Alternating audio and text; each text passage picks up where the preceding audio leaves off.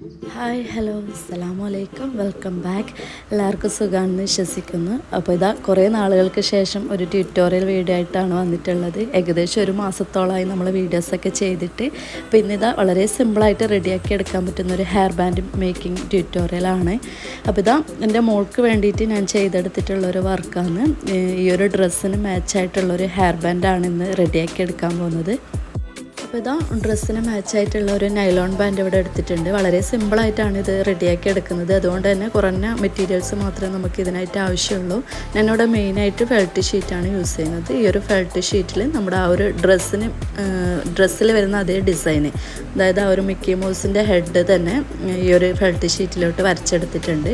ആ ഡ്രസ്സിൽ ആ ഒരു പ്രിൻ്റ്, മിക്കി മൗസിൻ്റെ ആ ഒരു ഹെഡിൻ്റെ പ്രിൻ്റാണ് വരുന്നത്. അത് തന്നെ ഇതിലോട്ട് വരച്ചെടുത്തിട്ടുണ്ട്.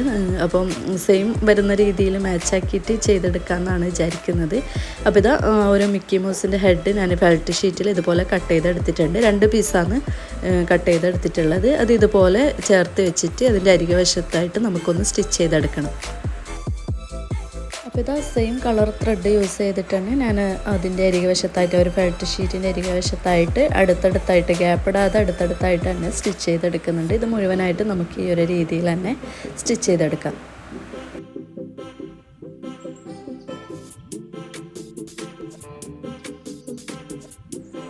അപ്പോൾ ഇതാ അരികെ വശം മുഴുവനായിട്ട് സ്റ്റിച്ച് ചെയ്യാതെ ലാസ്റ്റായിട്ട് 1 ഇഞ്ച് ഗ്യാപ്പ് ഒന്ന് ഇട്ട് കൊടുക്കണം. നമുക്ക് അതിൻ്റെ ഉള്ളിലൂടെ സ്പോഞ്ച് കയറ്റി കൊടുക്കാനുണ്ട്.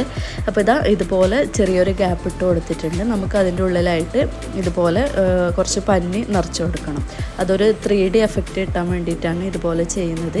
നമ്മുടെ ഈ പഴയ ഡോളിൻ്റെ ഒക്കെ ഉള്ളിലുള്ള ആ ഒരു സ്പോഞ്ച് ഉണ്ടല്ലോ, പഞ്ഞി രൂപത്തിലുള്ള ആ ഒരു ഐറ്റം നമുക്ക് ഇതിൻ്റെ ഉള്ളിലൂടെ ഒന്ന് നിറച്ച് കൊടുക്കണം. ഇതിൻ്റെ ഉള്ളിലായിട്ട് മുഴുവനായിട്ട് നിറച്ച് കൊടുക്കണം. ആ ഒരു 3D എഫക്റ്റ് ഡോളൊക്കെ പോലെ തന്നെ തോന്നാൻ വേണ്ടിയിട്ട് ചെയ്യുന്നതാണ്. അപ്പോൾ ഇതുപോലെ നമുക്ക് കംപ്ലീറ്റ് ആയിട്ടൊന്ന് നിറച്ച് കൊടുക്കാം.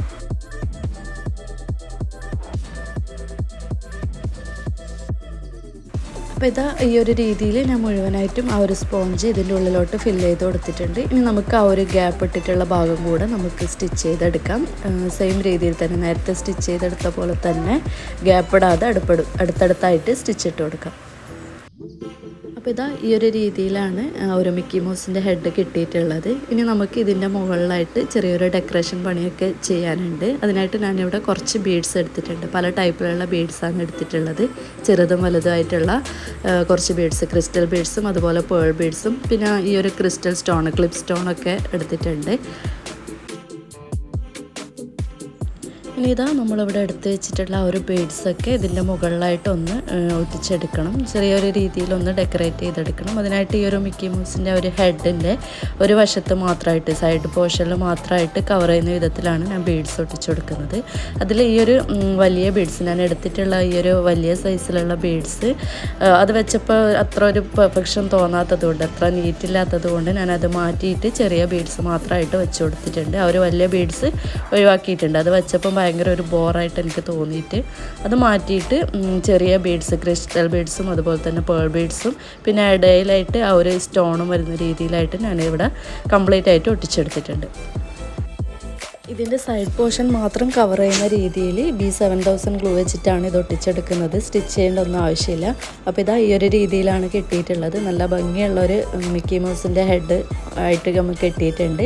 ഇടയിലായിട്ട് ആ ഒരു സ്റ്റോണും കൂടെ വരുന്നത് കൊണ്ട് തന്നെ നല്ല ഭംഗിയുണ്ട് കാണാൻ വേണ്ടിയിട്ട്.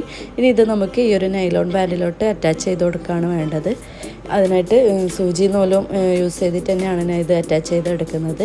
നമ്മൾ ഗ്ലൂ വെച്ച് ഒട്ടിച്ചെടുക്കുമ്പം അത്ര പെർഫെക്ഷനിൽ കിട്ടില്ല. അതുപോലെ തന്നെ ലോങ് ലാസ്റ്റ് ചെയ്യൂല, പെട്ടെന്ന് തന്നെ അത് ഇളകിപ്പോരുകയൊക്കെ ചെയ്യും. അതുകൊണ്ട് ഇതുപോലെ സ്റ്റിച്ച് ചെയ്ത് കൊടുക്കുന്നതാണ് എപ്പോഴും നല്ലത്. അപ്പോൾ ഇതാ ഈ ഒരു രീതിയിൽ നന്നായിട്ട് തന്നെ സ്റ്റിച്ച് ചെയ്തെടുത്തിട്ടുണ്ട്. അപ്പോൾ ഇതാ ഈ ഒരു രീതിയിൽ ആ ഒരു ഡ്രസ്സിന് മാച്ചാകുന്ന വിധത്തിൽ വളരെ സിമ്പിളായിട്ടാണ് റെഡിയാക്കി എടുത്തിട്ടുള്ളത്. ഇനി ഈ ഒരു നൈലോൺ ബാൻഡിൻ്റെ മുകളിലായിട്ട് നമുക്ക് കുറച്ച് ബീഡ്സ്, ആ ഒരു സെയിം പാറ്റേണിൽ വരുന്ന ബീഡ്സ് തന്നെ അപ്പുറം ഇപ്പുറമായിട്ട് നമുക്ക് അറ്റാച്ച് ചെയ്ത് കൊടുക്കാവുന്നതാണ്.